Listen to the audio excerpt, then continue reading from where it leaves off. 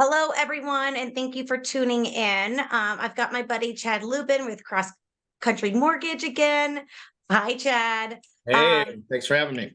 yes, thanks for joining me again. So, we did a quick video earlier this year, and everyone loved it. So, I wanted to do another one. And what also caught my attention was a recent email that you sent me as I had a buyer on a fence about making an offer, and you're following up, and you said, hey, you know what? I have this cost of waiting analysis. So it would really help to see what happens if you do wait. If you do wait 6 months, you wait a year, what would that look like? And that was very impactful. And so I wanted to share it with everyone. So, Chad, thank you again for putting together another great resource. And if you don't mind sharing a little bit about what you have on the screen here. Yeah, so this was an actual property that one of Julie's buyers was looking at. They've been on the fence due to high interest rates, like a lot of people have. Super understandable of why everything's cost more than rates go up. Why your thoughts would lead you to, hey, let's just wait until the rates come down, right? Understand it, have even thought it myself throughout my home ownership journey. Totally understand that thought process. Certain markets, probably the right way to think.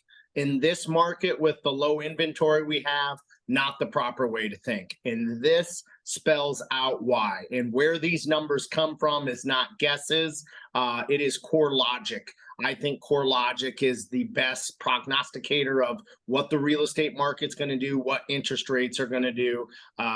Everyone, I make these predictions like, oh my God, how did you know all that? Well, I just read core logic and follow what they say Love it. 90% of the time. And they've been very, very accurate. So that's where this comes from. And what this shows you, Julie, is if we look on this left-hand corner here, hey, we're looking at 2139 West Crystal Unit 1 today. It's listed for $499,000. Let's look at putting 10% down.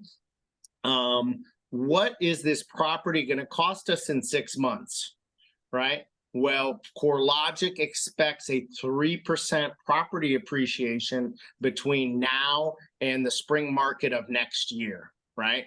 So I'll let you prove this point, but I always feel end of summer, fall, winter is when we're going to be able to negotiate. There's going to be less buyer traffic. If you're looking for a deal, this is the time for that. Am I off base in that? No, you are not, especially Q4. Q4 is a wonderful time to buy.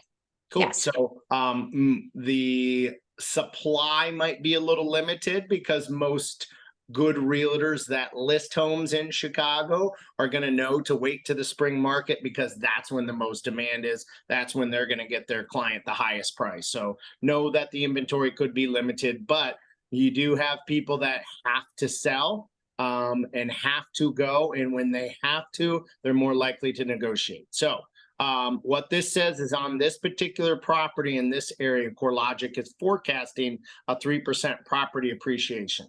So this same home will cost you $15,000 more just in 6 months.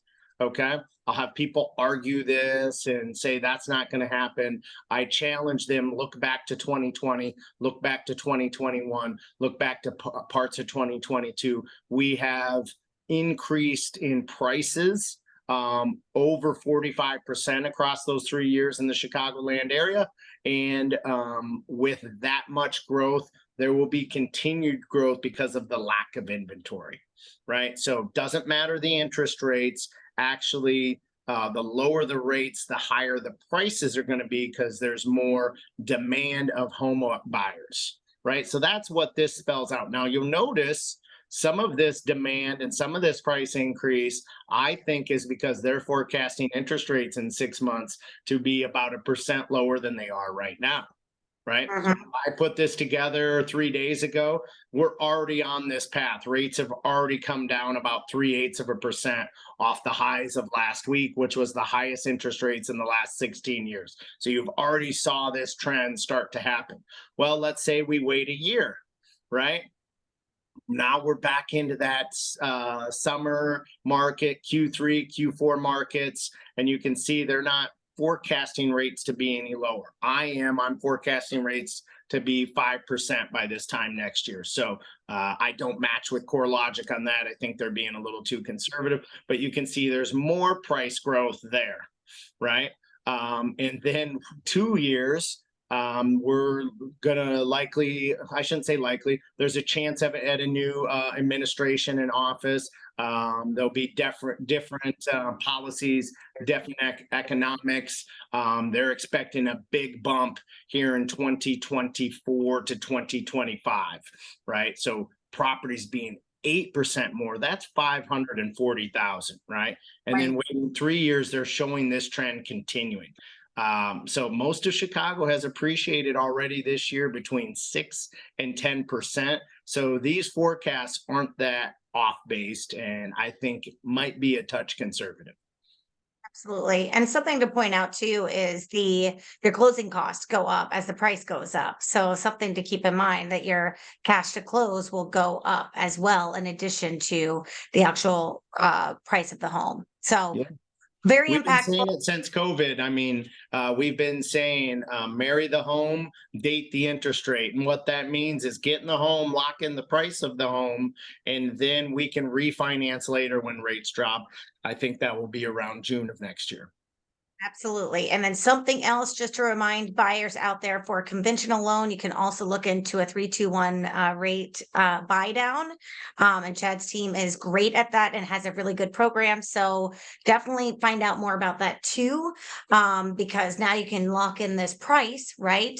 Marry the home, rent the rate, and you can buy down this price or buy at this price right now before it appreciates, and also get a great rate. So definitely we can, explore that for you as well. Just reach out and we'll share you more information on that.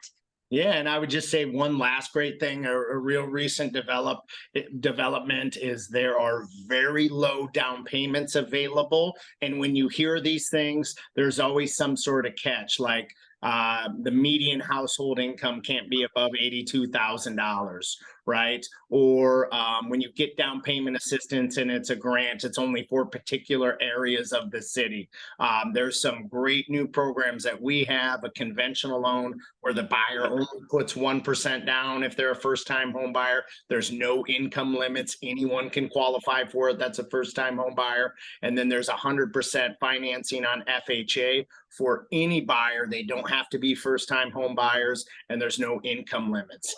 So if you've been handcuffed by the high rent that we've seen in Chicago and you've been unable to save a lot of money, these two solutions can provide you opportunities to become a homeowner. And just like Julie said, Q3, Q4 are the times where you have a chance to get a home. And if you wait till the spring and you have those low down payments, you're going to be looked over for another buyer that's putting an offer on that place that might have 15, 20% down. So if you have low down payments, you should get with us. We can consult you on your qualification for it. Don't think just because you don't have a lot of money that you can't be a homeowner.